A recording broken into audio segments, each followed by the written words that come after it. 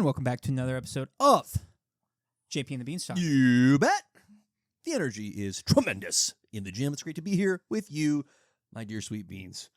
Happy mid-July to you, sir. Yeah, we're cooking through the year. Cranking through the summer. Yes. But it's nice. The heat's a little bit down today, so we've got a nice cool space to operate in. Come on. Perfect to have last couple of days. It is. It really has been. And in the meantime, while the temperature cools, the heat is getting cranked up by all the great stuff that we have to talk about today. Yeah, it's kind of crazy because last couple of pods we're like, oh, what are we going to talk about? Blah, blah, blah. We're kind of scraping through. And then all of a sudden, kind of comes in ebbs and flows, and here be the flow. And this is why we do it every other week and not every week. That's right. That's right. Well, we have an exciting pod on the docket for you on today's episode. We have trailers. As it turns out, Avengers Doomsday finally gave us poor common folk the trailer that we've all been waiting for. And you know what? Yes. Glad that it's here. Glad that we get to talk about it. Very excited to get into that.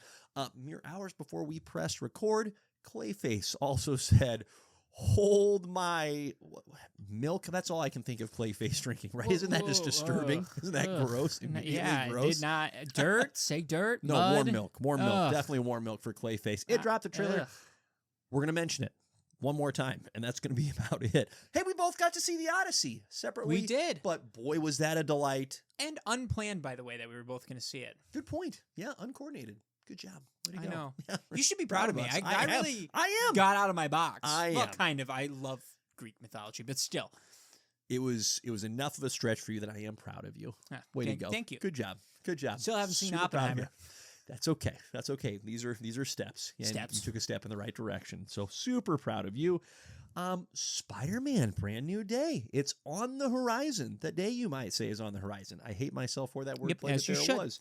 I want you to feel bad about So it. we'll get into our final predictions, hopes, dreams, and fears for that movie. And then, of course, we'll tie things off with another classic JP and the Beans top 5.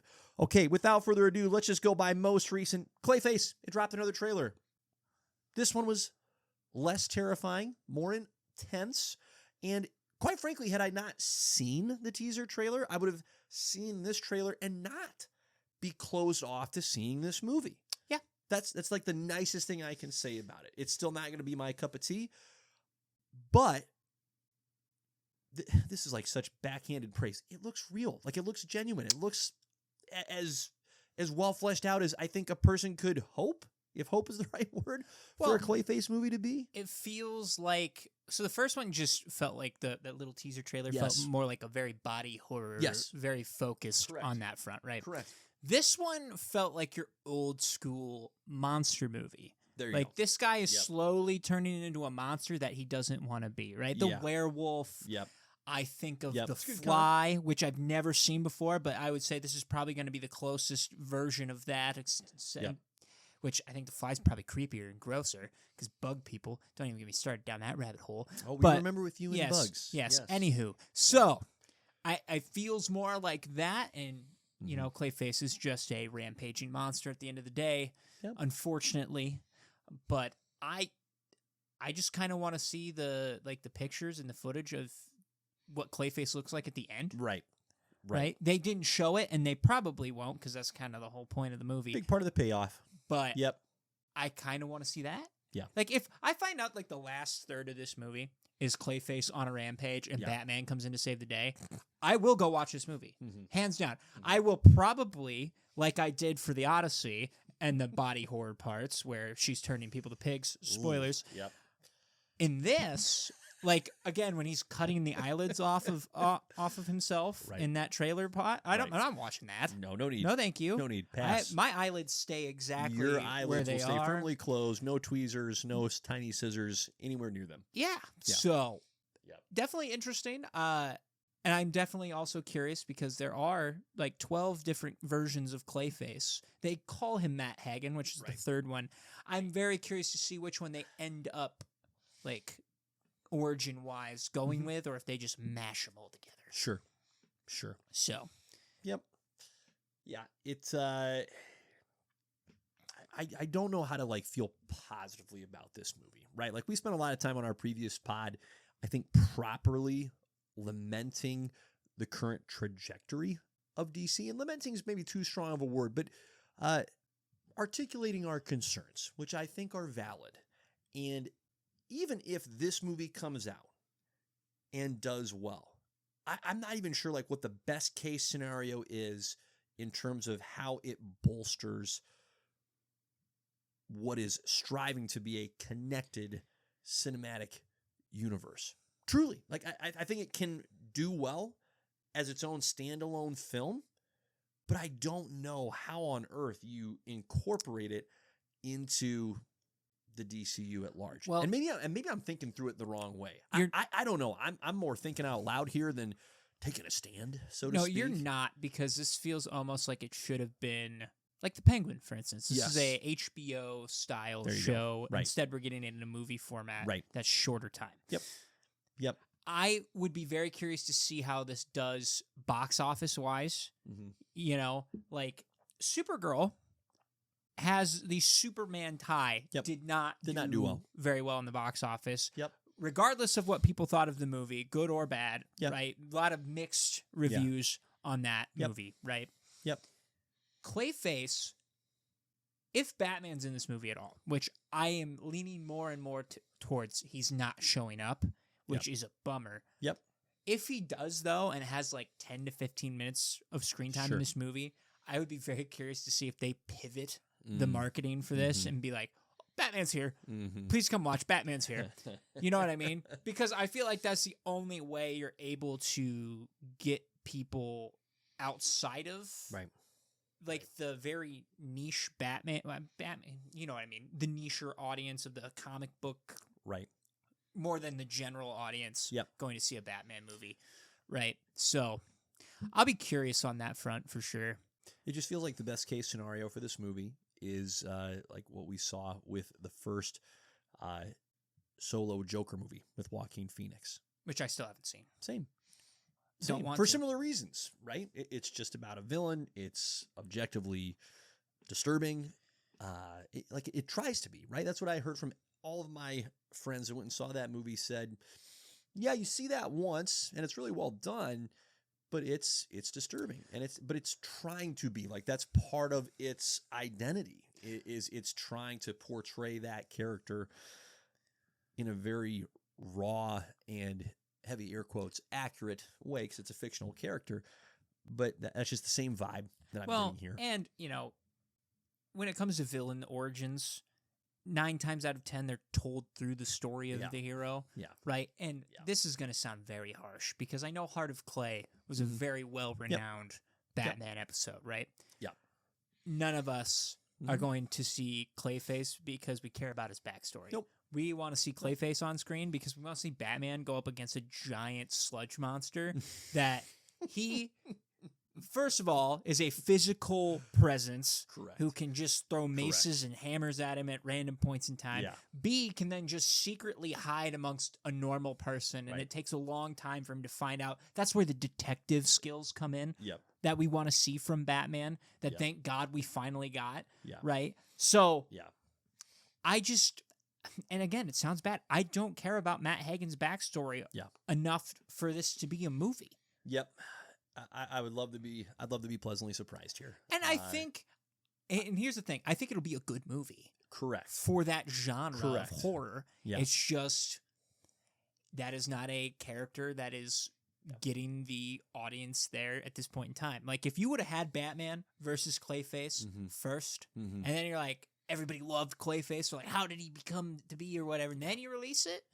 And this kind of goes with Supergirl too, right? Correct. Like, maybe put her in Man of Tomorrow first. Exactly. And then release this movie. Right. Because then you might actually have a better audience reaction. So. Yep. Okay. Hey, enough said about Clayface. Good on you. Way to go. You dropped another trailer. You're still there. Improbably, but you are still there. Okay. Avengers Doomsday. Finally. The meat of the bones. Finally. The meat finally dropped its first, and might I add, full-length trailer. By no means is this a teaser. Like, this is a legit trailer, Beans. Friggin' finally. Give me just your broad strokes reaction to seeing this for the first time. First of all, shout out to my cousin Quincy for sending me that. I thought he was lying at first. Because I'm like, wait, what'd you say? And way to go, Quincy. Well, here's the other thing too. Like recently, I have all my personal social media accounts have been deactivated because healthy place to be. Yes. Yep. I don't need to waste my time scrolling. Nope. So when he comes in there, it's like it's out. I'm like, what do you mean? What do you mean? Mm-hmm. And then I go and watch. And I'm like, oh, this is real. Yeah. This is not a fan release. Yeah. Watching that, first of all, 2 minutes is awesome. Yes. Right. Yeah. Seeing everybody that's been confirmed. No spoilies. No big like, oh, he's in this? Sure. The X-Men, this is where I'm going to start off with. Do it. The X-Men look fantastic. Okay, and we're talking comic accurate X-Men. Channing Tatum's Gambit, it looks like he picked right up from Deadpool and Wolverine. Truly. Phenomenal. Truly. He looked like Gambit. Sticks with it. Part of what I enjoyed real quick about that is I had just truly forgotten that, oh yeah, Gambit's going to be in this. Seriously. And I remember like now when I saw him, like, oh, of course, I remember Channing Tatum's name being in that initial teaser for this movie where they're just lining up all the chairs and the camera's panning across all the names. But that was part of the joy of watching this trailer was, oh, that's right. Oh, it just being reminded because it's been a piece of time since that initial teaser and this full genuine trailer. I could watch Gambit fight for days. Right? I could. He's one of the most fun characters to watch. Yes. And they did so well with him in Deadpool Wolverine where I'm like, do it again. Yep. And you're going to have him fight Shang-Chi? They nailed the mechanics. All right. Shang-Chi versus Gambit. Yep. Let them fight for like 20 minutes. I'm dead serious because that fight will be awesome. Wildly entertaining. If done properly, will be done amazingly. Totally agree. So Mystique coming aboard, which again, it's one of those names that you're like, who's that? I'm like, oh, right. Mystique. Right. And does not look like the original trilogy. No. Very different look for Rebecca Romijn in that role. And went comic accurate. And I'm like, I like it. What a novel idea. I like it. I didn't mind the old school, but at the same time, it's like, you're wearing a shirt. That's a positive, right? Wearing a shirt. It's what it always should have been. Oh, for sure. It's just like how this is one of those things where truly, like, I'm trying to understand how on earth 25 years ago, I both get it and don't get it. It's like, yeah, I understand the like brash, blatant sex appeal, but also, oh my gosh, like that is so brash, right? It's like, how are we really doing this? Yeah, I always wondered that too. Yeah. It's like, so you guys are just chill with her being naked, huh? Yeah. That never should have been. No. That. Because that's what it was. Correct. Correct. So, it wasn't for the benefit of the character. No. It wasn't. So this is better. Cyclops looked phenomenal. And it makes me upset that James Marsden was done so dirty in the original trilogy. Years. Yeah. Oh my gosh. Yeah. And that's 90s Cyclops look, by the way, which is Cyclops' easily best look. Best look. All right, is question. The 90s look. He looks sick. Okay. He does. We haven't seen Magneto or Professor X's like full. Well, Professor X is just going to be in a chair. They're kind of in the nursing home look right now. That's really what we're getting. Is nursing home a little harsh? Retirement home? I think nursing home is closer to accurate. I think they're both maybe a step too far, but it's closer to that than retirement. I think while they were filming this film together again, they're like, "How are we still here?" That sounds really bad, but they're both in their 80s, and I'm sure they're like, "How are they still paying us money to do this? Right? Can you believe it? This is great. We just have to sit here." Yeah, I'm about to say, and we chessboard again, and we get to talk about our stunts, probably real life friendship now, right? We've done this for so long, so truly. Yeah, looked sweet. The only downside, no Nightcrawler, which they announced, and he is present in this movie. No Beast either. Right. It actually gets me super hyped to see those guys come aboard because you're like, oh, we're gonna get comic accurate Nightcrawler and comic accurate Beast, which we technically got with the end of the Marvels movie, which is hilarious. Correct. And he looked phenomenal in that. Yep. So I'll be very curious on that route. I'm not gonna lie. For the rest of it, I really didn't care too much. Doom looked phenomenal. Yeah. That's the other thing I'll bring up. Doom looked like Dr. Doom, and I am so happy and over the moon. And at the same time, I'm like, this is RDJ playing Dr. Doom. So I don't know how long we're gonna actually get Doctor Doom, if we even get Doctor Doom, we can talk about that later. Yeah, but we'll get into that. From what we can see, sick, stopping Thor with 2 fingers. I'm all aboard. All right, this looks dope. Instant tone setter. Yeah, right? Yeah.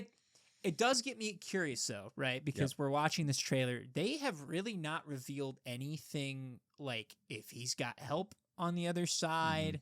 Like, what's that look like, right? We have some ideas of the story probably, especially if it's leading into Secret Wars. Yep.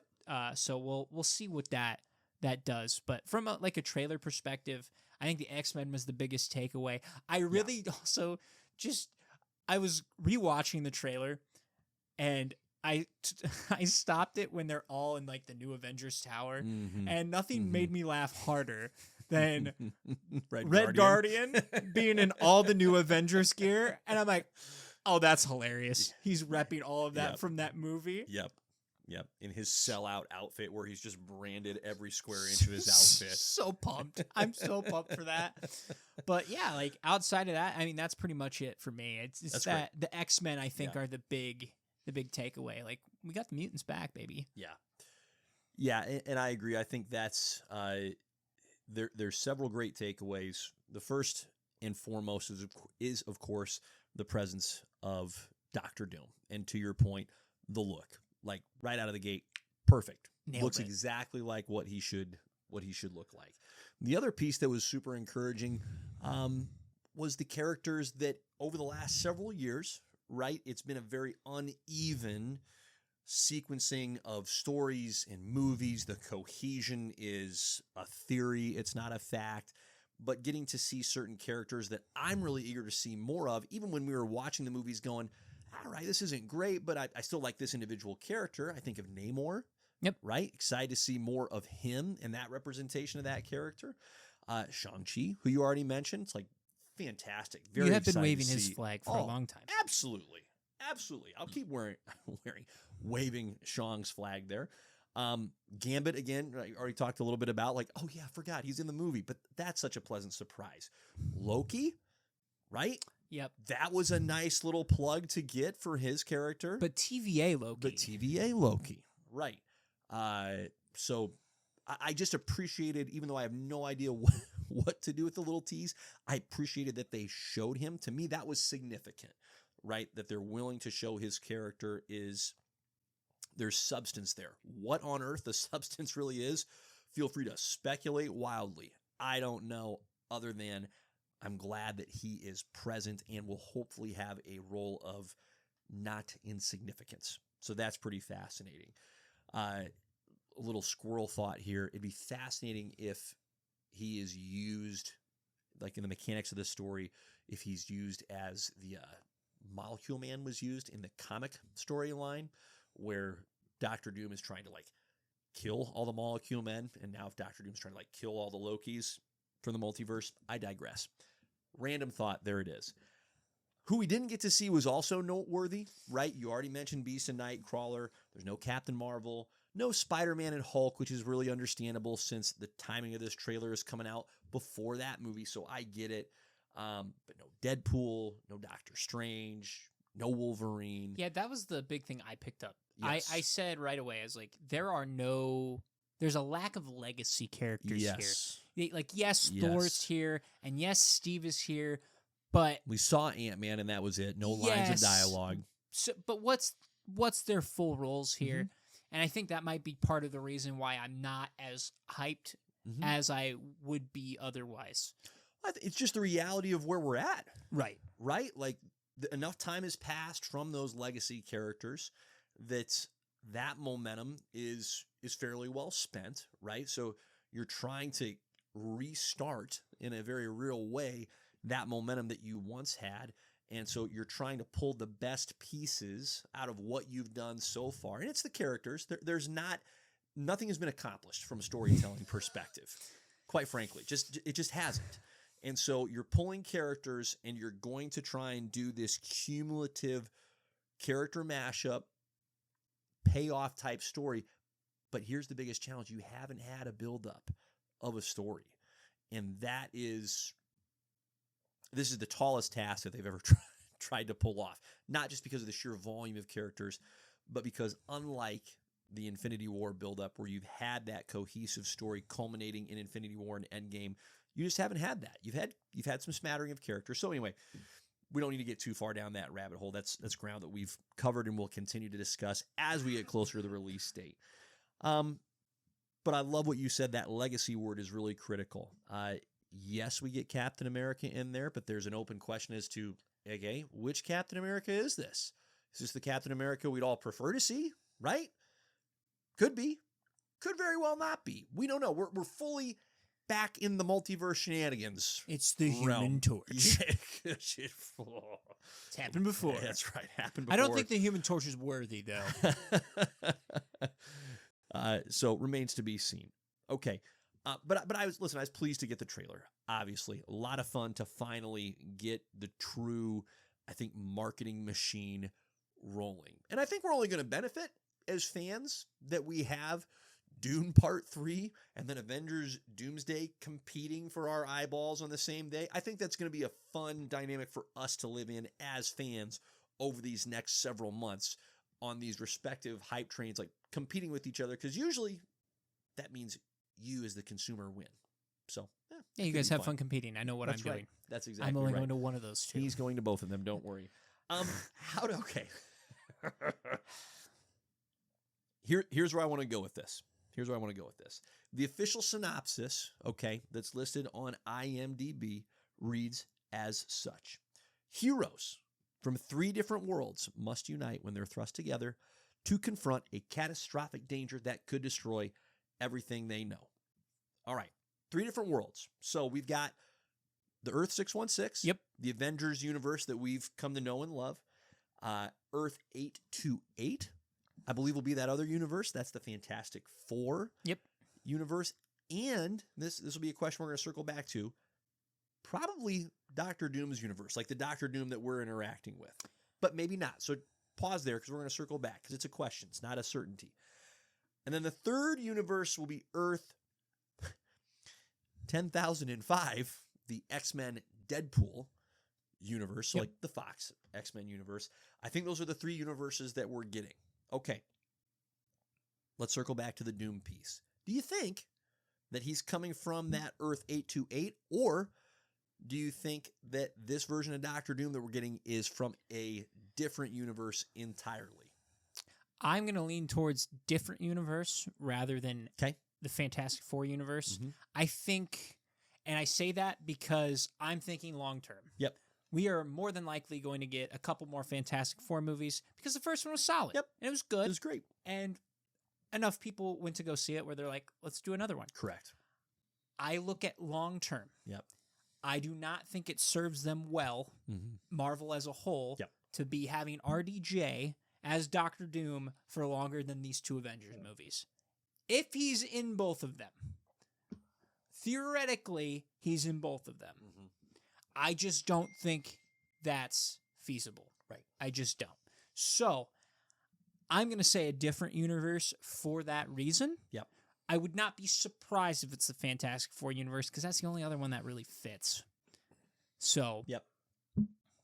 Yeah, it's an either or. I am 20% that it's that Fantastic Four universe and 80% that is a different universe. What I suspect is happening here is that Doctor Doom is coming from a fourth, universe, fourth meaning separate from the 3 universes we already talked about for our heroes.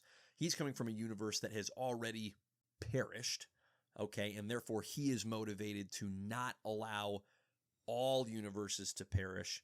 And so part of the premise, right, of the comic, the Secret Wars comic, is he's cobbling together different elements of different universes to create his own universe in his image, right? And so I suspect that he's coming from a universe that's already perished, and he's going, I'm not going to allow this to happen to your universes entirely, but also I know what's best, so I'm just going to mash you all together here. You're welcome, by the way.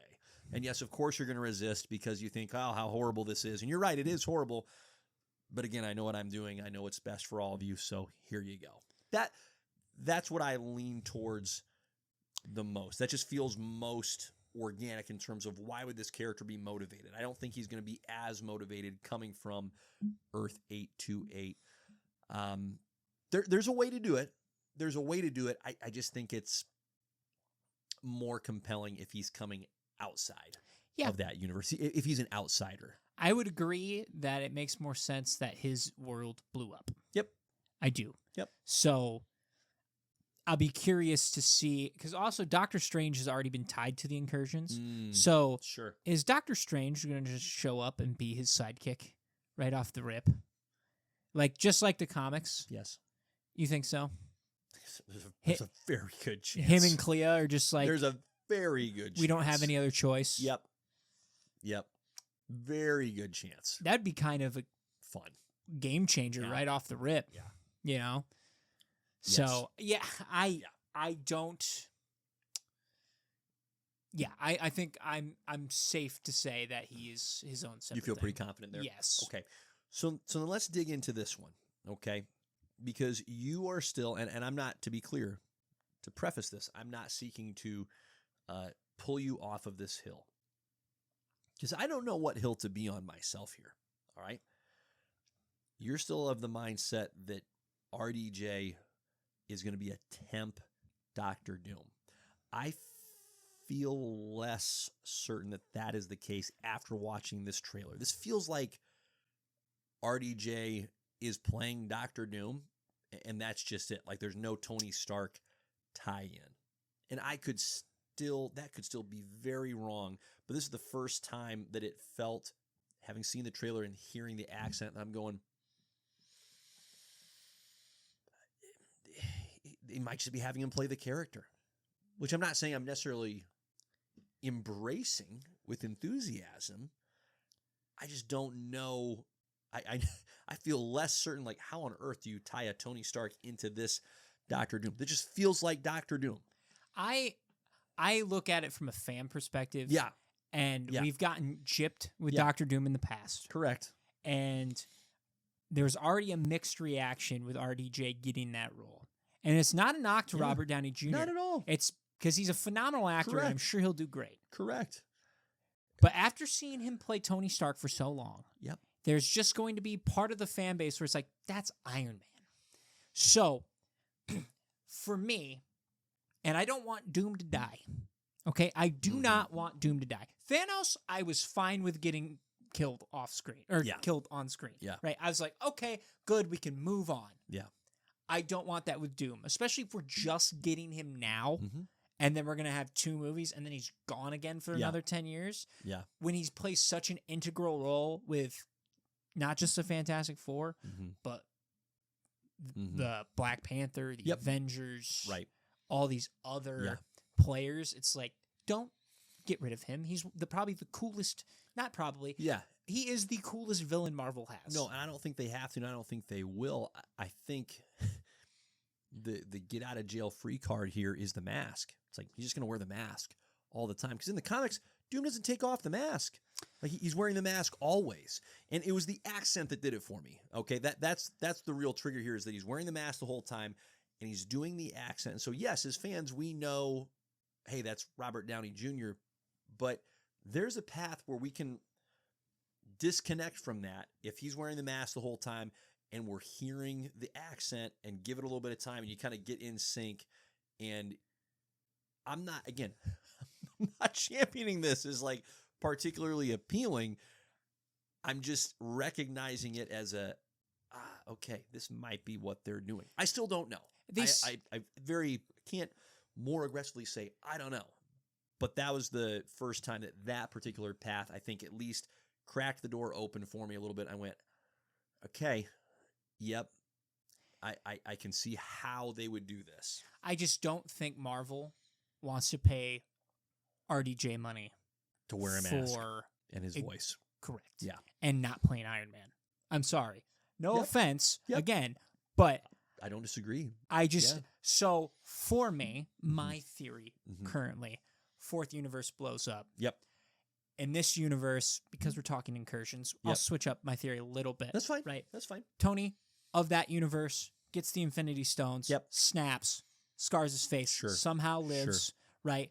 Doesn't stop the incursion from happening. His world dies or starts dying because he doesn't stop it. He learns magic, takes on the mantle of Doctor Doom. So when he goes to other places, he doesn't get caught up with the Iron Man mantle. Because if we have Doctor Strange jumping ship with Doom, I don't see him just jumping ship with Doom. Sure. There needs to be some in. Needs to be that connective tissue of, Tony. And what's the emotional connection to get us from Doomsday to Secret Wars? They're all fighting. You have, you get Steve Rogers, Thor, Spider-Man, and War Machine. 4-on-1 with Doom. Mask pops off. Tony Stark. Oh, what murders Rhodey? And look, I thought about this. Out of the four, who's the most gut wrenching to kill off? Rhodey. Right? It would be Rhodey. It's Rhodey or Spider-Man, and but they're not going to kill Spider-Man. No, right? And because the emotional impact on Spider-Man will be a lot heavier than it would be on War Machine. Right. So War Machine gone. Well, and as soon as they kill, like if they were to kill off Spider-Man, we would all just be in disbelief. Like, he's coming back. Rhodey's the kind of character that you can kill, and this is rude, but you could leave dead. Yes. And we're all going to be like, because Rhodey's not doing any solo movies, and I don't think is there still a War Machine show coming out? Or did the Armor Wars? Did that totally get unplugged? Development or something, I don't know. It was a show, then it's a movie. I'm trying not to be rude to War Machine, but it's like, it's just the mechanics of the storytelling. Well, and it loses its appeal because Iron Man's not involved, right? So I just think there's your emotional buildup. There's a reason you cast RDJ in that role instead. Now, will fans be a little annoyed that it's actually Tony? Kind of like the Mandarin thing. I think you can get away with it because it's the multiverse. Sure. It's not the real deal. We can fix whatever we need to fix at the end of Secret Wars, right? I just think there's a reason they cast RDJ in that role. And I don't want to just think that's like, oh, we just need a Doctor Doom. He's perfect. Sure. Because I feel like if they really wanted to lean into Doctor Doom, they would have picked a guy that they could afford for a long-term pay, right? And was just phenomenal. I still am like on the bandwagon that Cillian Murphy should be behind that. Anyways, besides the point. You're not wrong. No, I know. But I just think there's a very specific reason they made a huge deal out of RDJ coming back for this role. I think there's going to be some twists here, and I don't think he's going to be Victor Von Doom. Von Doom. Sure. So, again, my opinion. It's as good of an opinion as I could possibly get on board with. I just, again, and maybe that's just my brain. I'm like, no, but I love the way you're thinking through it because you're right. Why, again, none of us know, and none of us will know until we see the movie in all likelihood. Like, I don't think they're going to, and nor should they they don't need to answer that question, quite honestly, before the movie begins. But it is the key question of why him when you have so many others to choose. Like, so many people can wear the mask, right? So many, to your point. And that's the proper, I think, filter to push any theory through is how do you come back to adequately answer that question in a way that pushes the story forward. Well, and it's more heartbreaking. 100%. If it's Tony Stark behind that mask instead of Victor Von Doom, it's more heartbreaking. A new threat as opposed to your point, all of the emotional ties that each of those characters because have. Doom has had zero buildup. Correct. And I think about all the big villain bads that we've had, right? We've had, I'm going to go just Avengers movies. Loki, built up in Thor, was already solid, great character. Boom.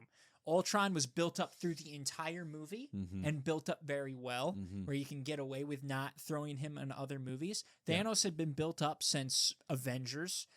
Guardians really built off that momentum, and they're like, this is going to be a guy that warrants 2 movies. I don't see Doom doing that from a movie point of view of what we've got because he's had 0 references. We haven't had anything to do with Doom except at the end of the Fantastic Four movie, which of course he's going to go after Franklin Richards. The dude is like a mini god. Correct. Right? So outside of that one little nod of possibly kidnapping a child and we don't even fully see the face mask or anything. No, like not even a side profile. Nobody's even scared of Doom. So you're going to be building up Doom. I just don't think you can get to him being as big of a threat as he should be unless there's some other big reveal. And that's my opinion. Yeah. The only pushback I'll give on that a little bit is they can do it. It's just not going to be the same. It can't be the Thanos path, right? You referenced Ultron, and that's a good reference of a villain that you can build these villains up within the movie, right? Hela, they built her up well within the movie. So it's doable. It's just a different path, and because you have less time, right? There's less opportunity to have a misstep here and a misstep there. Like, you just don't have opportunities to flex. You've got to get each beat right as you go. It can be done. It's just a challenging path. Well, and also, though, I will be a little bit annoyed if they do the Infinity War route that we got as well, right? Because Thanos comes in immediately. Yep. Hulk's running away and be like, oh, he's coming, blah, blah, blah. And then half the movie is everybody's like, oh, he's coming. I don't want that for this. Yeah. Which actually, if you watch the trailer, it feels more like they're worried about the incursions happening than Doom. Sure. And then they find out Doom's here as well. It's like, so. Yep. Yeah. Yeah. Okay. Last question to speculate wildly on is Steve Rogers. Is this our Steve Rogers? Yes. What do you think? Think so? I think it is. Now, do they introduce other Steve Rogers? Sure. Mm-hmm. Why not? Mm-hmm. How devastating would it be for Doom to have his own evil Avengers? Yeah. And Steve's on that side. That'd be a lot of fun. I think because, and again, this is going off of my own theory, I think it would take away more from the film if you have more than one of the original 3 flip sides. Mm-hmm. Right. Mm-hmm. I don't think Thor's switching. I think Thor is very firm where he's at. Yep. We're getting badass Thor again. Thank God. Mm-hmm. I think it's Steve. Yeah. I think it's plain old Steve Rogers. Yep. I hope we get the Captain America suit rather quickly. But yeah, I think it's Steve. I think they did a very good job with that as well, with being like, hey, here's the hammer. Mm-hmm. Have it back. Mm-hmm. I think that's why that whole spot is in the trailer. Included. Because they're like, we want you to know that this is the Steve that you want. Like, this is Steve Rogers.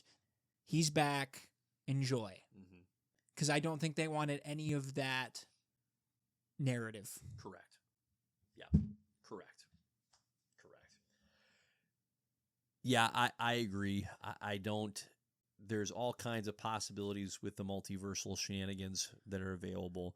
But mostly I agree just because that's what I want, right? It's like, I truly just want the Steve Rogers that we've interacted with. And I don't want to have the rug pulled out from under me as a fan and to think that's who it is and then find out, no, it's like a Hydra cap, right? It's like that. I objectively wouldn't enjoy that. Doom goes now, and then he stabs exactly. Thor with the shield. Nah, no thanks.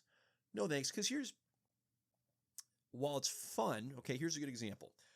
While it's entertaining to watch Gambit and Shang-Chi duke it out, right? Eventually you want them to be on the same side. You want them to fight the bad guys, right? We talked about this with Civil War very recently, where it's like, that's kind of a heavy, harder movie to enjoy because they're fighting each other the whole dang movie, right? They're not fighting a actual villain. They're not actually fighting a bad guy. And so I don't want that in this movie where there's the heel turn. I want them to fight Doom, and Doom can have his minions, and you can bring in, different multiversal versions of the character. Just don't present one of these characters as let's call it the prime version, and then say, oh, psych, just kidding. Secret agent. Secret agent. It's like, no.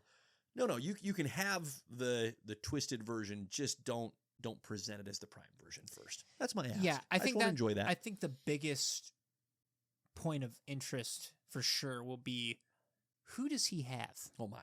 Yeah. Right? Or does he have no one? Yeah. Because Doom doesn't really need anybody to enhance his scariness. And at the same time, there's not been a single Avengers movie where they didn't have an army. Yeah. So there's an army coming because everybody's got to show off their skills. Yep. So I'll be very curious as well. It's like, oh, maybe it's some different worlds. Yeah. So.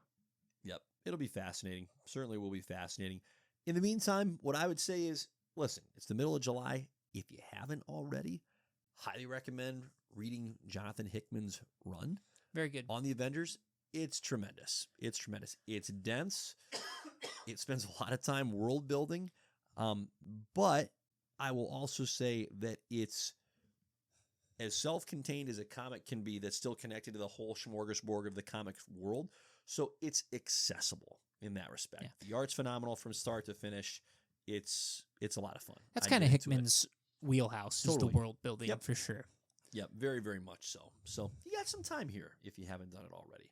Okay, anything else on that trailer front, Beans? Yep. Now we wait for another 3 months for another trailer.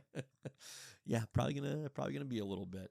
I will be curious after Spider-Man Brand New Day comes out how much time they give that movie to have its space before they start ramping up the marketing engine. Probably a month. And then, we're going to have the tie-in, too, at the end of the movie. Yeah. So. Yeah, no question. No question. Okay. Hey, before we get into Spider-Man Brand New Day, final predictions, hopes, fears, all that fun stuff. Again, we went and saw The Odyssey separately, but together in spirit. That was freaking glorious. Yeah, I don't say that was incredible. I don't say this very often, but I think that was the perfect movie. Yeah. Just from head to toe. Yeah. So, yeah, amazing. That's one of those no notes. Like you just admire it and enjoy it at the same time. There's been a handful of movies that I've admired and haven't enjoyed. This was a both and. Like, it's not hard. And again, I'm not capable of making a movie, so I can't give this a professional pat on the back or critique, but as best I can, give it its flowers. Like, that's an easy movie to admire in every freaking aspect. It looks incredible. It is so flippin' immersive. Like, you're just in ancient Greece. Yep. There isn't a moment that you feel disconnected from that world. The performances are tremendous from start to finish. Like, there's nobody that's a weak member of that cast. It's a phenomenal cast. Phenomenal. Everyone is fit well to their role. And this is going to be perhaps a strange phrasing, but I'll risk it. Nobody tries to overdo it. Like, there's no overacting here. Nobody's going, hey, I got to really steal the show here. I'll give you an example. It would have been very easy for Robert Pattinson to overdo it in his villainous role. Yep. Right? But he is so contained and under control, even while he's playing this scummy, slimy, and yet still formidable opponent. He doesn't go over the top. He hit the right notes. What range that Bob Pattinson has. Yeah, he's a phenomenal actor. Holy smokes. It makes you wonder if he never did Twilight, how much higher he'd be held. Not that Twilight was bad movies, but I think it did correct. It did its damage to him. Yep. From a perception point of view, and yet I would say, yeah, go ahead and put that out. That's an outlier. It has nothing. The dude has chops. He doesn't even like the Twilight series, I don't think. He's so good. He's so good. The pacing is great. Like, you and I were talking earlier, it took me maybe about 30 minutes, right? I didn't sit there with a stopwatch and time it to feel like I was in sync with or in the groove of the movie. But that's not a discredit to the movie, as if it got off to a choppy start. It just took time to kind of latch myself or strap myself into this particular ride. But my goodness, the tempo, it never dragged. It never dragged. And that's a 3-hour freaking movie that didn't drag, but it also didn't get in too much of a hurry. It took its time in each sequence, in each set. It was so thorough. It was a masterclass in pace control. Yes. Like, the pace was well controlled. Like, I told you, it felt like a long movie, but not in a bad way. Like, It felt like it was supposed to be a long movie. It felt grueling in the sense that, the movie's called The Odyssey. Yeah. That's the story. It's supposed to be hard. Those guys are going through it. Correct. That sucks. Yes. And we as an audience are also going through it, having to watch You feel the them. weight of it. Yeah. Yeah. So I also thought it was just a masterclass at consequences of your own actions. Yeah. Like, I can't think of another movie that just absolutely nails that to a T, right? Because he's dealing with the consequences off of Troy. Yep. And how he has not thought, like, as he's been thinking it through, did not agree with it towards the end. Actions. Yes. Right. And you win, but at what cost? Right. But the consequences of that happened to the king who raided Troy. Right. His consequences happen when he pokes the eye out of a Cyclops. Yep. And decides that he's going to piss off the king of the... Yes, right. Poseidon. And then later pisses off Zeus. Right. Right. And that's the consequences of his army's actions. Right. And to be like, towards the end, they tell him, you're going to be the only one left. Yeah. And he's like, I don't agree with that at all. And like, you can't just... I defy the gods. Yeah, and you can't. Yep. Right? I think one of the most impactful scenes is when he's talking to the dead. Mm-hmm. And I remember in the trailer, they're like, oh, that's a war scene. No, it's not. Not He's running from zombies, essentially. Right. In that. Right. But to watch all that play out and just...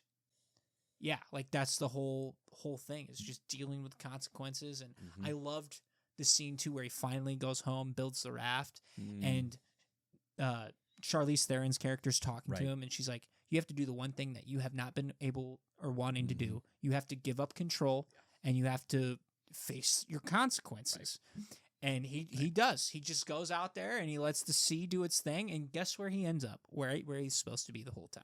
Yep. So I thought that right there was just the beautiful scene. Right.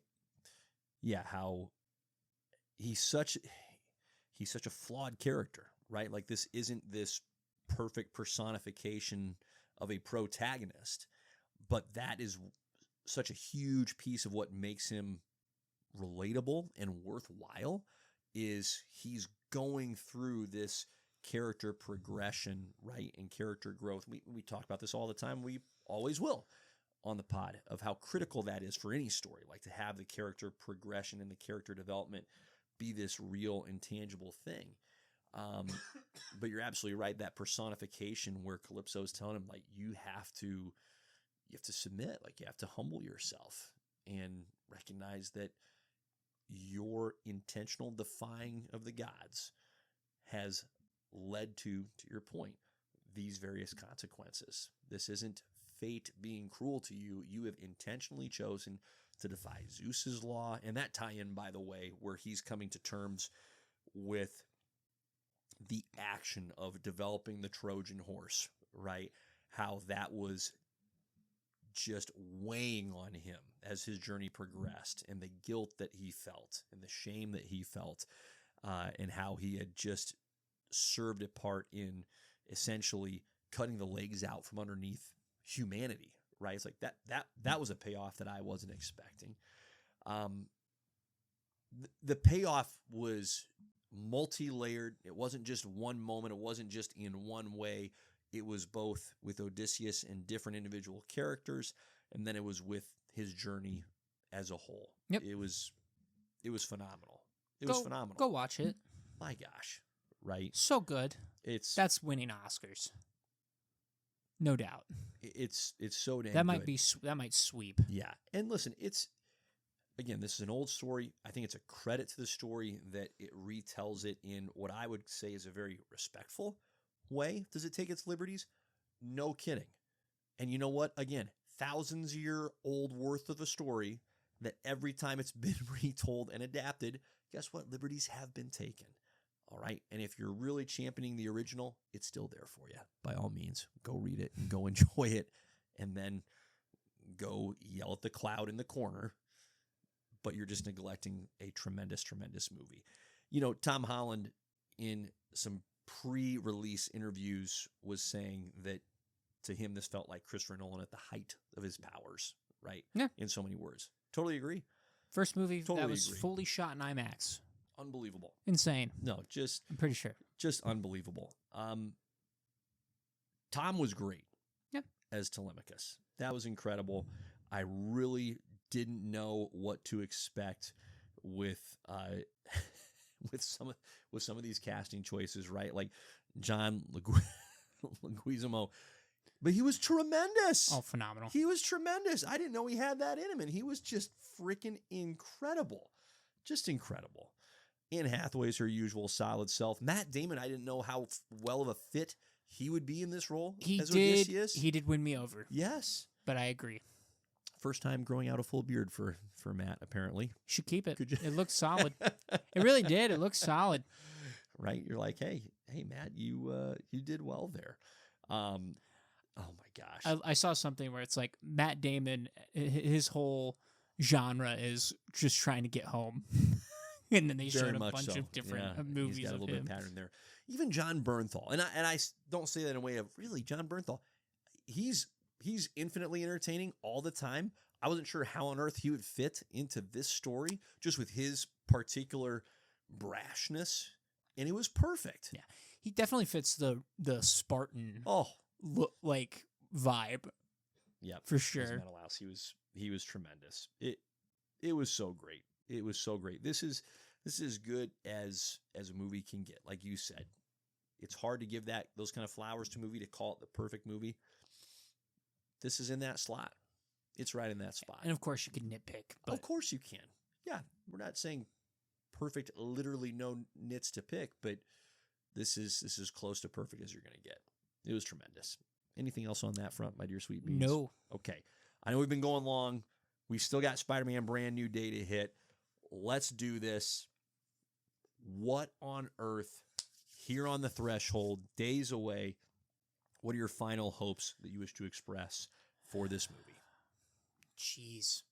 Great question. Or fears. Take your pick. You're going, please don't do this. Okay, so, and this is just from being hurt from previous Spider-Man movies. Okay, I want one primary main focused villain. We have a lot of villains announced for this movie. Okay, we have Tarantula, we have Boomerang, we have the Hulk, we have whoever the mind-swapping person is. Scorpion, Tombstone, who has not been shown in a single trailer, but is confirmed in this movie. Yeah. So that's at least 6. We don't know if there's any more. The Hand, so 7. Oh my gosh. Right? So we've got a lot going on, and I get a little nervous that we're going to be distracting ourselves from other things, right? Yeah. So that's where I get nervous. So I'm just hoping and praying that the main focused villain is the main focus. And I think it will be. And it just feels like this is going to be a movie where they really focus on chaos. And and if you think about it, it makes sense because who did they throw in alongside Spider-Man? They threw in the Hulk, who's one of the most chaotic heroes of all time. Right. Who's the other one? Right. The Punisher. Yep. So you have just a mix of just like... A couple dudes pretty good at the chaos thing. Let chaos reign. Yep. And let's get Spider-Man completely off of his rocker just to see what happens with him. Right. And like he's not going to have any solid footing in this whatsoever. And he's mutating on top of all that. Yep. So... my other desire, do not make him a mutant for the love of God. Okay? Let's stay away from that. Sure. I could see it falling. Sure. Don't do that. Yep. So I guess those are my two, like, oof. I'm very curious to see, like, where this leads afterwards as well. Mm-hmm. But, yeah, my hope is just stay grounded as much as possible. And I love chaos. I want it to be controlled chaos in this sense. Thank you for distinction to draw. Thank you for giving us the Hulk back. That's great. Controlled chaos. So we have no idea what the storyline is going to be. Yeah. Like what the villain is trying to do. Like we really don't have that. So they have left it intentionally vague with all of the footage that we've scary seen. Vague. Yeah. Yeah, they've left it very, very much intentionally vague. Yeah, for me, as you already listed out, the cast of villains is already quite full. Okay, that's fine. All I ask is don't do quick disposals of these villains in any kind of permanent sense, right? Like don't disrespect these villains. Don't show Scorpion for 2 minutes and then go, he's incarcerated again. We're just done. It frustrates me so much. Right. Right. Same with the Tombstone, so on and so forth. Like, just don't chew through these villains in a way that is just wasteful. I say that out loud, and I'm not sure it's actually possible with as full as the listing is. There's going to be someone that's probably going to receive that treatment that's going to be objectively frustrating. Somebody brought it back to the Fantastic Four movie. Correct. Where it's like, oh, hey, here's your comic book covers, right? And they kind of did that. Yep. Well, not kind of. They did do that straight up. Yeah. I could see Tarantula and Boomerang showing up for 5 seconds and being off. I don't think that'll happen with Scorpion. Mm-hmm. I think Tombstone is going to play a stronger role than we think just because of the Punisher. Yep. If Punisher's not here, we have a different story. Correct. But I think he'll actually have some decent role. And look, Tarantula and Boomerang are like C-D list Spider-Man villains. I'm really not going to be that butthurt if they are there for only 5 minutes total. Yeah. You know? So. Yeah, correct. So that's my fear that is what is going to happen. I hope that's not the case. What I do hope for, and this is a little bit ambiguous, that this somehow works with this very unique amalgamation of co-stars with Spider-Man, right? Spider-Man's not teaming up with Punisher very often. He's never teaming up with Hulk, right? They aren't sharing much in the way of the same comic pages or, in this case, movie time. They did this pretty well, actually, with Doctor Strange in the previous movie, right? That whole sequence where Spider-Man and Doctor Strange are battling a little bit, and Spider-Man manages to get the upper hand on Doctor Strange. So they could do it again. They really could. I think they will. And I'm optimistic that they will. It is just, boy, how many times can you pull this off where you're intentionally not choosing the layups, as it were. So I also hope that, and again, this is going to stay fairly ambiguous, but to your point, I'm going to agree with you on this, that we get a singular villain who's legitimately a villain. Yep. Right?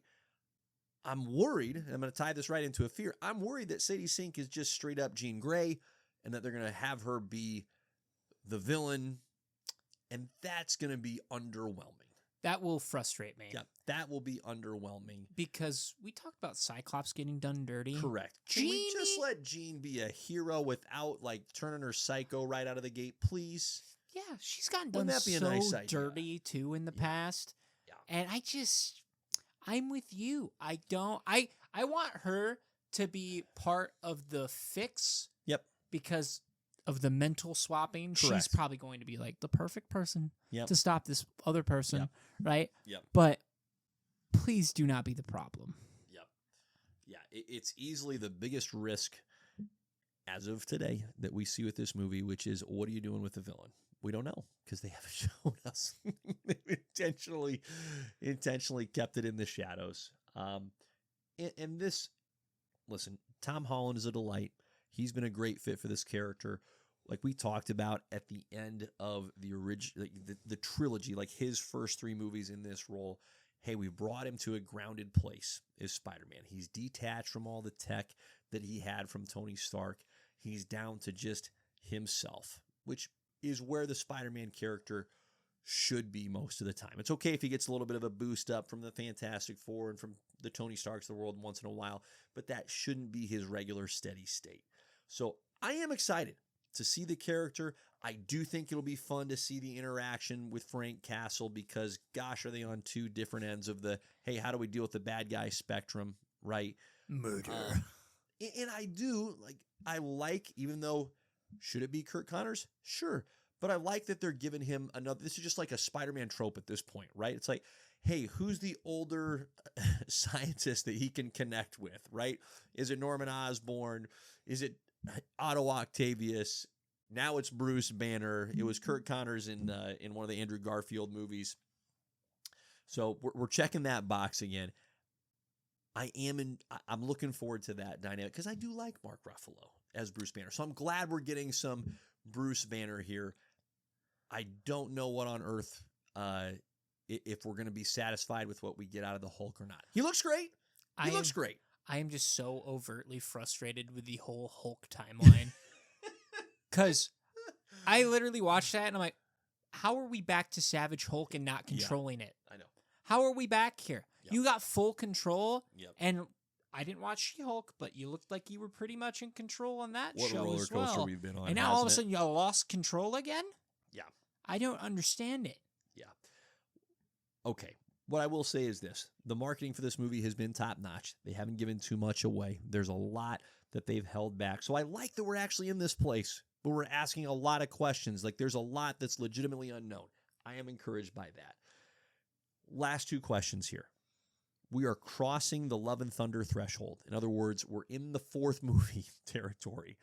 Love and Thunder didn't land for me. Do we think this one will land? I do. I would even go further to say, like, where Thor 4 was a sequel to Thor 3. Yep. This feels like the start of a new trilogy. It does, doesn't it? This does not feel like a sequel to No Way Home. Yeah. This feels like this is a soft reboot is strong, but that's kind of what it feels like, where it's like, okay, we're starting over with keeping everything that worked, and now we're going to push the character into a different direction and a different feel.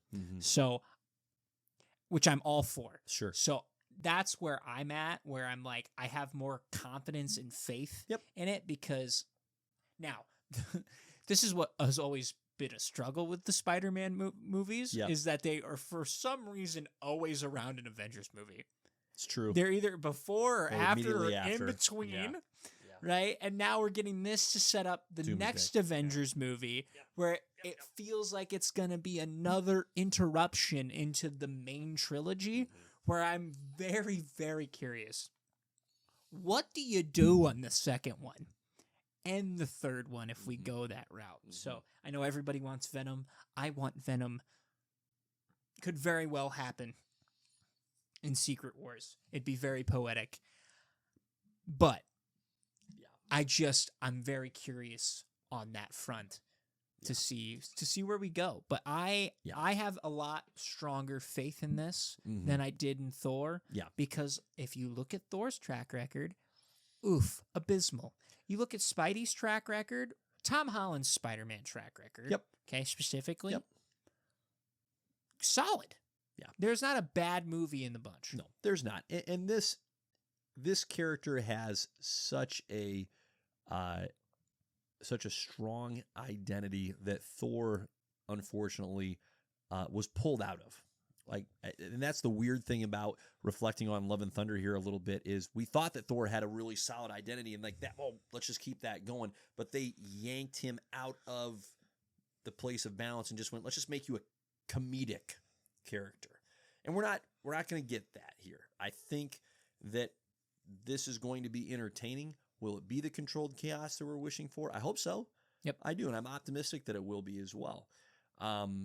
There are so many open questions that it won't shock me if it's not fully satisfying, but I do think it's going to be, at bare minimum, it's going to be an entertaining 2.5 hours, even if we're left at the conclusion going, I wish they would have done that differently. I still think we're going to be pretty thoroughly entertained here, and we didn't get that with Love and Thunder. Love and Thunder had a couple moments here, a couple moments there, and just a whole lot of what are we doing kind of frustration in the midst. It really wasn't entertaining to me. No. And if you look outside of, if this wasn't a Tom Holland Spider-Man, we have different worries and concerns. I don't think we're going to have that here. So, and I don't think whatever villain ends up being the main one, I don't think is going to die. No. Because that's Spider-Man's MO, is his villains don't die unless it's, let me rephrase that. Unless you're in Tobey Maguire's universe. Tom Holland's you're super dead. iteration, you live. So. Exactly. Well, listen, this is really the last movie of the summer, so go see it and enjoy it.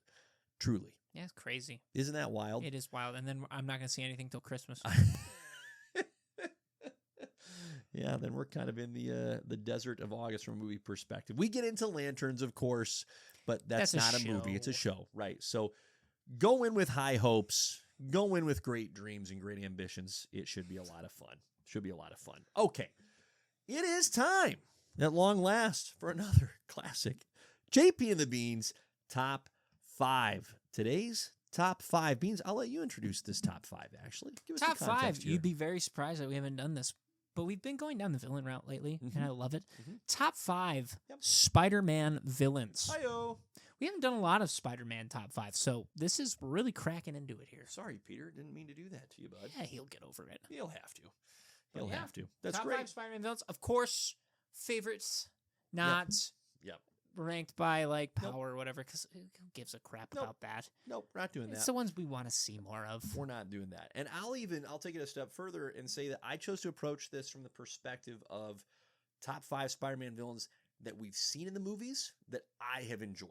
So this is like my enjoyment ranking of, hey, where have these villains fallen? So I took it even another I'm step just further. overall. I love it. I'm super excited for it. Okay, Beans, without further ado, you go first. It's a good thing I said overall, because this, if I didn't, it would be blasphemy.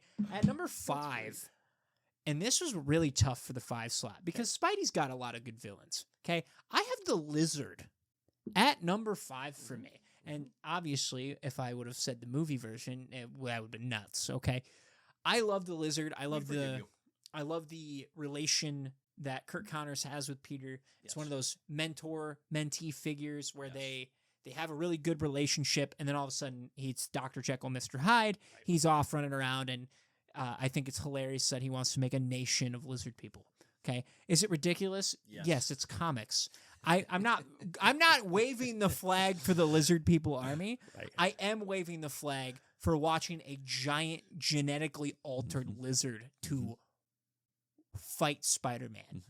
And I think my favorite iteration of the lizard is Spider-Man PS5 2 or Spider-Man 2 for the PS5. Yep. Because do they lean into the monster portion for that? Like so they hype him up. Like they're like, man, there's a lot of fish that got eaten here, and you're like, uh-oh. You're like, uh-oh. And then they're like, oh, where those come from? There's like dead skin.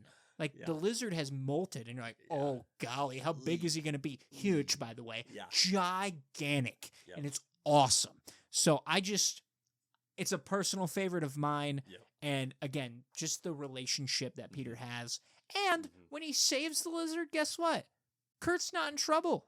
He just goes back to being Kurt Connors. Isn't that nice? Yeah. You can't blame the guy. He lost an arm in the war. He's just trying to get it back. I don't blame the guy. I got the lizard at number 5. That's fantastic. Great number 5. Good spot to see the lizard in.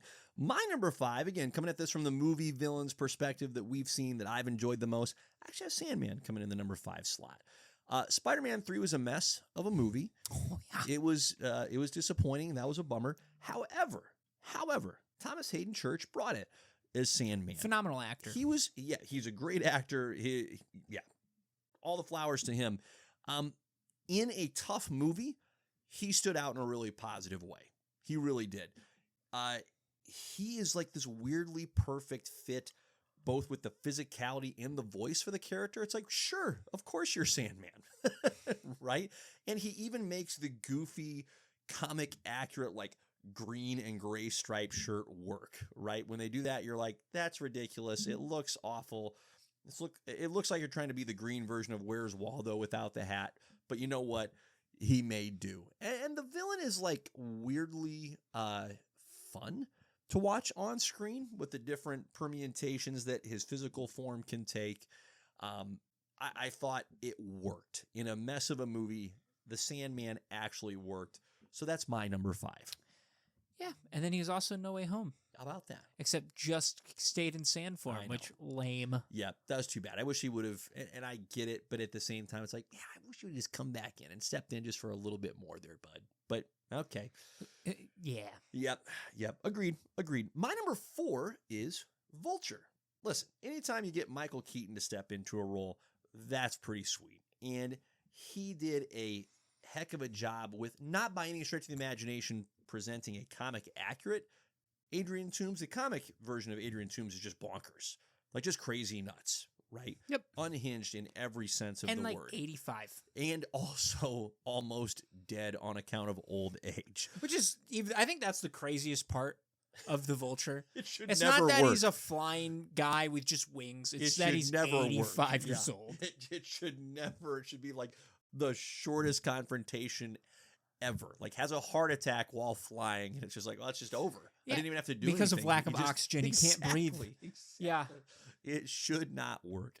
But I did like this take on the character. Enjoyed the twist that they provided where, hey, he's Liz's dad, right? Spider-Man's initial love or romantic interest in the movie.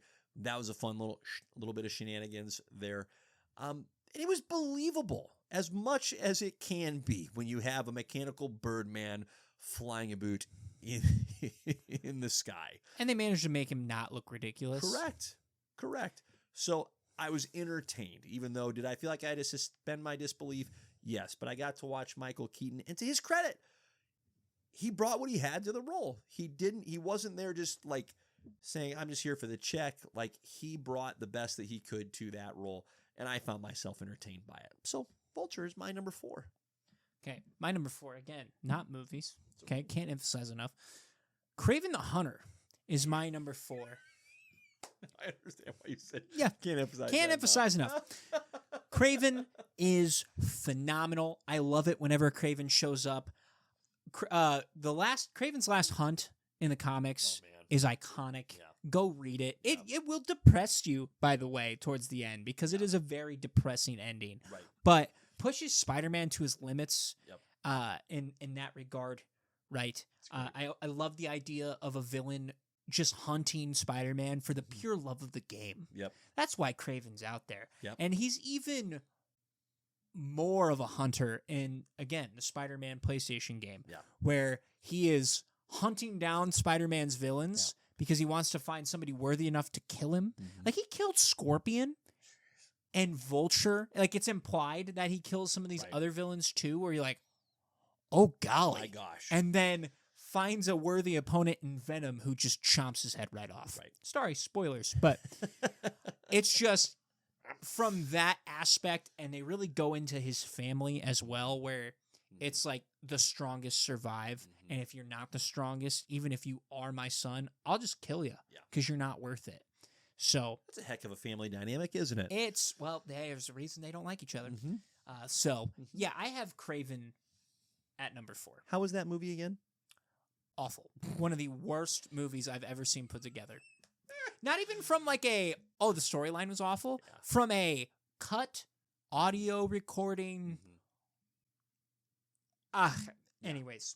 Yeah. Number 3, this is where it gets really hard because I feel like it rotates in and out. Your top 3 is probably going to be different because you focused movie solely. Indeed. I have Venom at 3, which is really hard for me because I love the character of Venom. Yep. Why he's 3 is because he has become more and more of an anti-hero to an actual hero lately in the comic realm. Yeah. Even in the movies, he was never like a true villain. Yeah. I agreed. They've really drug him out of villain territory and firmly planted him in the anti-hero realm. But Venom's first appearance, teaming up with Eddie Brock, being able to override the spider sense, you get a character that doesn't, you get a villain that doesn't hate Spider-Man, hates Peter Parker, which is a very different take for a lot of Spider-Man's villains because not every one of them knew Spider-Man's true identity, right? So you had both of them team up, hate Peter Parker, and they're going after Peter Parker's normal, regular life. Yep. And they're trying to ruin it. Yep. And then they just show up the worst places. And they are pushing Peter in a way mentally that not a lot of other villains do. And so for that, he's at 3. If he would have stayed villain, it's 1. Yeah. It's fully 1. And I love Venom as an anti-hero because Venom's dope. Venom is such a cool concept. Yeah. It's giving him another layer of just intrigue and connectivity. Right. And have they overdone it in the symbiote department? 1,000%. Yep. 1,000%. However, in a weird way too, I don't know if they fully cracked the symbiote as well either. I think there's a lot left on the bone too, which again is a crazy thing to say probably because they've overdone it from a quantity perspective. They haven't tapped into the depth that's there. They have and they haven't, but yes. Yeah, so not enough. For me, Venom's at 3. It's great. It's a great number 3. My number 3 is Mysterio. I really enjoyed this version of Mysterio in Spider-Man Far From Home. Jake Gyllenhaal, on the surface, like, this seems like a bit of an odd fit. How is he going to pull this off as dear sweet Quentin Beck? I love the twist where he's a just disgruntled, right, former Stark employee, but not just disgruntled, quite capable, right? Quentin's actually got the chops to back his grudge against Tony. He's like, my guy, I actually came up with something terrific, and you pooed all over it. Thanks a lot for that. Gyllenhaal's presentation of Quentin Beck, like, he has this in him, Gyllenhaal does, where he can unleash the crazy a bit, like the unhinged, right? Just enough where it's like your feet are still on the ground. Oh, some of those toes are starting to come off. Uh-oh, we've left reality. And so I thought he threaded the needle very well in his portrayal, and I was pleasantly surprised at how formidable of an opponent Mysterio proved to be for Spider-Man in this particular movie, right? The whole dynamic where Spider-Man's Spidey sense had to get kind of reactivated or re-unlocked, that sequence was super fun, where he had to rely exclusively on his Spidey sense, had to keep the old eyeballs closed in order to take down Mysterio's final drone attack, was flipping awesome. And to see Mysterio get the better of Spider-Man at different points in that movie was pretty satisfying. So again, they made him into a much more formidable character than I would have thought was possible. And it was just enjoyable. It was a fun flick, fun time watching Mr. Gyllenhaal do his thing. So that's my number 3. My number 2 may surprise you a little bit. I actually have Green Goblin in the 2 slot. Okay? It doesn't from a movie perspective. Yes. Willem Dafoe's terrific. Phenomenal. He's terrific. The first Spider-Man movie with Tobey Maguire does not age particularly well. See, I disagree. Okay. Which I'm not trying to dunk on the movie. There's just elements of it that are rough. However, Willem Dafoe's portrayal of Green Goblin ages tremendously well. Like, I'll take that all day long. He's a weird looking dude, right? Like, to the point where you're going, how did this guy actually like do this in Hollywood? Truly, because he's just a weird looking fella. He is. But he has such an intensity that is just, again, he's not overacting. It's just he's cutting loose and is genuine, is such a great fit for Norman Osborn and his variety of the Green Goblin. I love that they brought him back. I can't believe it worked as well as it did in No Way Home. That was remarkable. That was really remarkable. The reason I dock him into the 2 slot, he's not in the 1 slot for me, the character of Green Goblin, I mean, is that he had to endure some shenanigans in the Andrew Garfield version. That was brutal. I wouldn't even count that. Nope. You might as well not count it. And we haven't yet actually gotten a Tom Holland version of the Green Goblin. We've borrowed from the Tobyverse, which is fine. With that, though. Yeah, it's fine.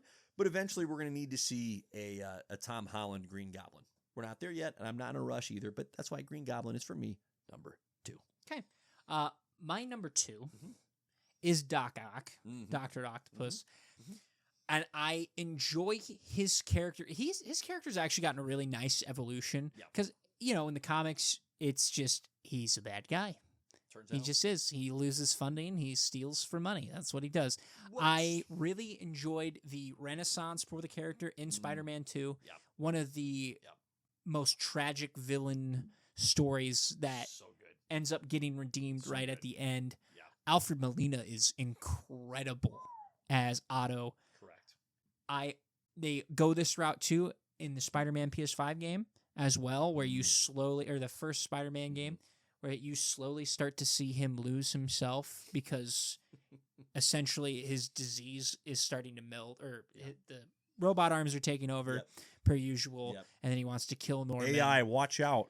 And I would even go further to say I think it's even a more tragic reveal for Peter once he figures out that's Doc Ock, and then he reveals his mask, or he reveals his identity to Otto, and heart-wrenching. So I just have always found him more appealing in that sense. I do enjoy him also in the comics in the sense of, look, this dude formed the Sinister Six. Like, he brought Spider-Man very close to death multiple times. Even swapped brains with him and became Spider-Man as just a pure vendetta to be like, I would be a better Spider-Man. Guess what? He wasn't. He wasn't a better Spider-Man. And had the limbs for it, and that was it. But what's beautiful, though, is he concedes, and it's such a cool story moment to be like, yeah, I can't be you, so take your body back. And it's like, oh, a villain that has learned. How about that? Crazy. Novel idea. So Otto has always been impactful in that regard. So I've got him at number 2. That's a great number 2. You're number 1, sir. Number 1, I have the Green Goblin. There he is. That's a layup for me. Willem Dafoe, for all the reasons that you mentioned, phenomenal. And it's one of those things, too, where you see Raimi's version of Green Goblin, and it does work, but you're kind of disappointed that you don't get the old school look. Because you see the concept art for the old school look, and you're like, oh, that's so good. You should have done that. But it works for the movie because they're like, oh, it's military grade, blah, blah, blah, blah, blah. No, there's no one that pushes Norman, or that there's no one that pushes Peter to his limits like Norman does. No one even close. I've always enjoyed their dynamic. Correct. It's you. Norman is one of those guys you want to see lose over and over again. Instead of having like the multiple personality where one is good and one is bad, guess what? They both suck. They both suck. Just one is controlled and serious and is thinking through everything. Green Goblin's just unhinged version of that. Just pure villain. And that's the big difference. And not a good dad. Nope. Never been a good dad. Nope. Not a very neat guy. He lives in comic book infamy for killing Gwen Stacy. Like that alone puts him at like the top because he finds out who Peter Parker is. And he finds out who Spider-Man is. Just mean. And just like, oh yeah, I'm mean-spirited. I'm gonna ruin Bush your League life. right out of the gate. Yeah. And so, we could keep going and going and going, but Norman Osborn, Green Goblin, it's number 1, dude. It's a great number 1. It's a great number 1. My number 1, again, coming at this from the Spider-Man movie's perspective, for me is Doc Ock. And it's a close 1 and 2 because Willem Dafoe's portrayal is tremendous. However, given that we have had just the one Doc Ock so far, as portrayed by Alfred Molina, primarily, of course, in Spider-Man 2, but also when he came back in No Way Home. Like, the guy brings it, he crushes it, he is, and you said this really well, he's a tragic villain, right? He's almost a reluctant villain, but then he does tap into that darker side where he's going, all right, let's go full villain mode, but he always has that motivation where he truly thinks he's doing what's best for the rest of humanity, right? He doesn't lose that altruistic edge, and it's when he is brought back to it by Peter Parker at the end of his particular character arc in Spider-Man 2 that he gets that little brief moments of redemption. But the dynamic with the arms is so like weirdly fun.